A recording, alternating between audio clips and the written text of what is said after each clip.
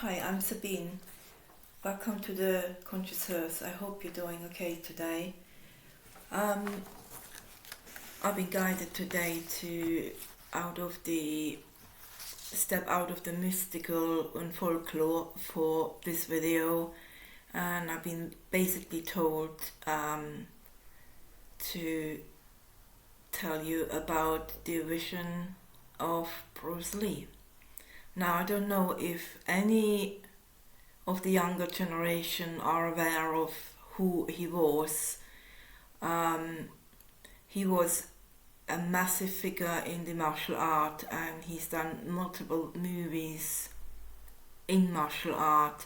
They're up to the day, they are literally classics movies he's done. He was certainly a forerunner of bringing martial art to the West. He also was a fantastic personality.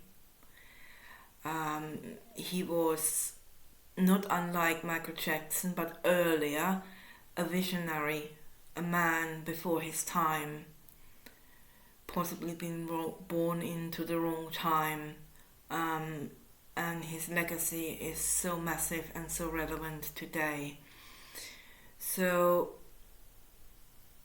he was from Asia. I'm not going into when he lived or where he came from, but he has an Asian background, so you can look that up yourself. This is not about re-quoting any kind of dates and the likes. It was in the 60s, 70s, sort of, roughly, so to speak. I may be wrong a little bit on the dates, plus minus, but anyway, anyone can look that up these days, so that's not a thing. But for me, it's important to bring that across about his vision, about his legacy. It was not about martial art as such. A quote from him, what he once said in an interview was, "Martial art is honestly expressing yourself." So martial art is honestly expressing yourself. It's not about fighting. It's not about the fight or the hurting someone or how many kicks you can do or how good you are. That is not about it. It is martial art is honestly expressing yourself. And I think this quote alone, for me, shows how much Bruce Lee already knew what he was talking about, and that is been literally a half a century before anyone was thinking about it, so to speak, or at least not many people. So, and he generated and compiled a complete new way of martial arts out of lots of different versions. He picked bits and pieces and integrated them into a new one in his own way of doing his moves. And when you ever look up how he was moving in the movie, whether it's in the movies or you can find something where he's doing a training session, it looks almost like dancing. It's very fluid. It's not this kind of abrupt. It's very fluent. It's all almost like a if you watch a wave, it's very elegant, and that's exactly how he looks when he is doing his art, so to speak. And again, it's not been about fighting for him. It was all about balance, and that early on he already implemented all that, whether it was his diet, his exercise, and mindfulness, meditation, being grounded, all that is been within his teachings.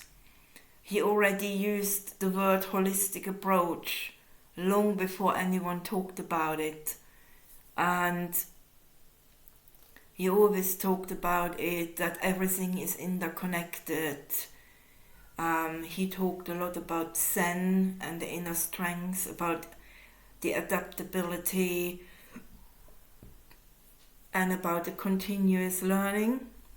A lot of his work is today available because he meticulously did write down every single thing he did. He did write down about his training plan, his exercises, what he ate.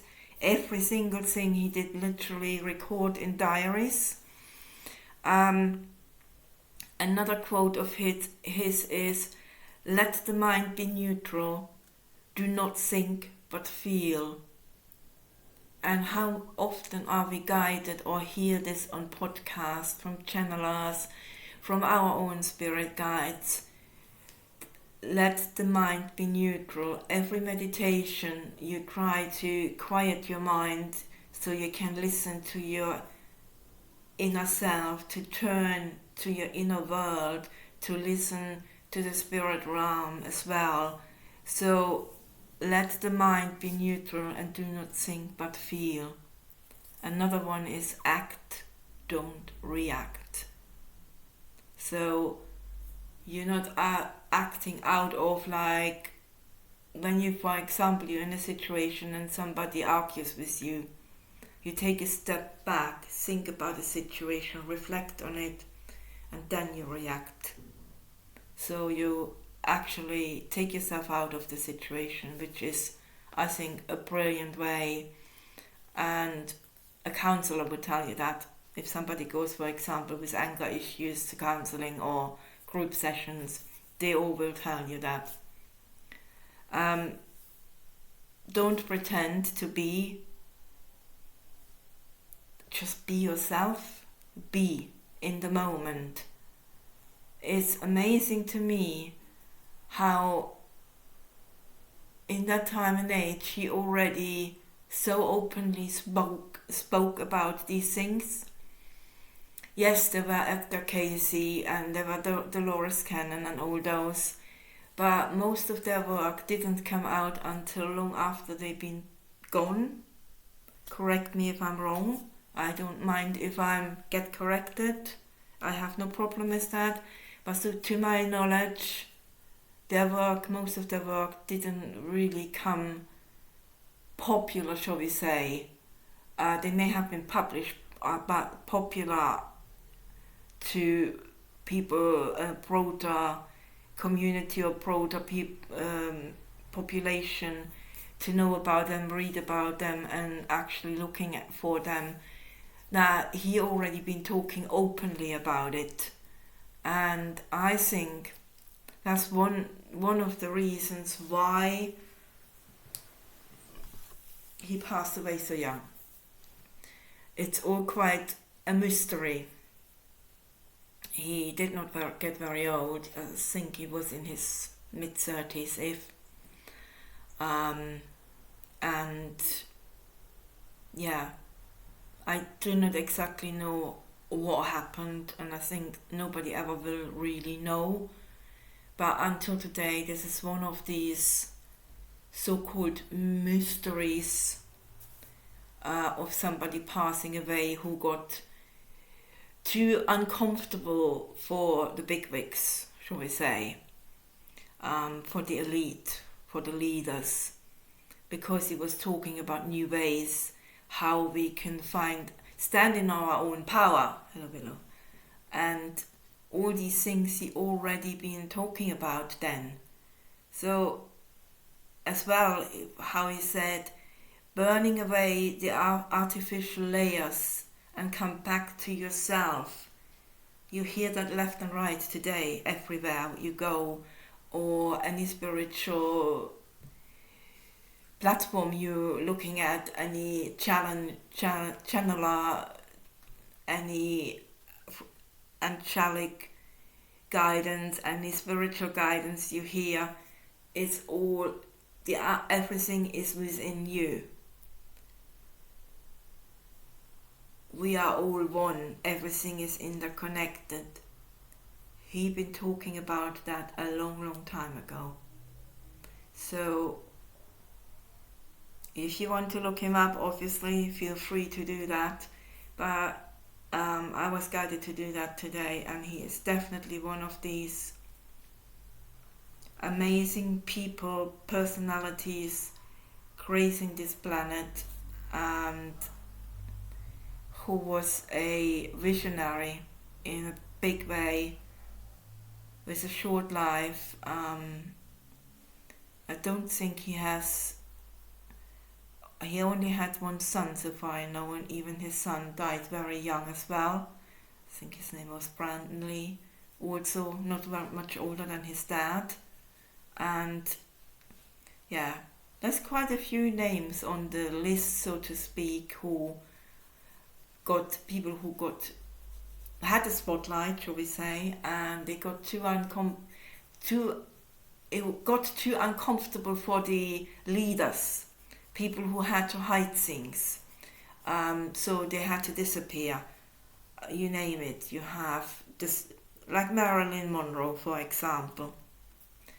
Until today, nobody was capable of actually saying how she exactly died. Yeah, they said about an overdose, but was that really true? I don't know, as she had connection with certain president and so on. So yeah, there is a lot of mysteries with these kind of things. But for me, Bruce Lee, as I was growing up with it, and I'm not even sure if he still lived when I was growing up at that time. I think it was 60s, early 60s that he passed away. And I always admired the way he was talking about how balanced he was, and how including he was talking. There was not an ounce of negativity in the guy at all. He was such a very quiet spoken, small man. He wasn't a big guy, and he was very slim, very athletic, but what he said was very prominent. So feel free to go ahead and look him up. He's certainly an amazing figure to learn about, and to see his movies, for example, or any documentaries there are. I don't know, if there may be some books out there as well. It's certainly worth your time to checking it out, especially if you're on the spiritual path. He's one amazing personality to discover. So thank you for listening. Let me know what you think, and I hope you're doing okay, and I'll see you soon. Take care.